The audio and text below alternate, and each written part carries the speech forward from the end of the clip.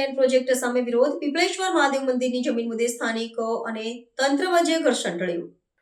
અમદાવાદના ન્યુરાણીપુર વિસ્તારમાં આવેલા પીપળેશ્વર મહાદેવ મંદિર પરિસરમાં ગુરુવારે સવારે બુલેટ ટ્રેન પ્રોજેક્ટની કામગીરીને લઈને વિવાદ સર્જાયો હતો.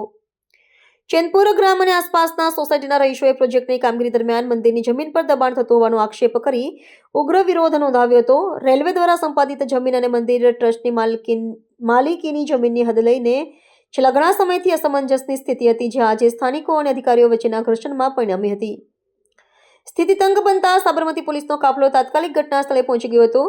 પોલીસ અધિકારીઓની મધ્યસ્થીથી સ્થાનિક અગ્રણીઓ અને બુલેટ ટ્રેન પ્રોજેક્ટના અધિકારીઓ વચ્ચે વાટાઘાટો યોજાઈ હતી.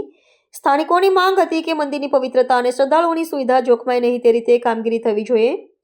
પ્રોજેક્ટ અધિકારીઓએ દાવો કર્યો હતો કે તેઓ નિયત નકશા મુજબ જ કામ કરી રહ્યા છે, પરંતુ સ્થાનિકોએ સ્થળ પર જમીન માપણીનો આગ્રહ રાખ્યો હતો.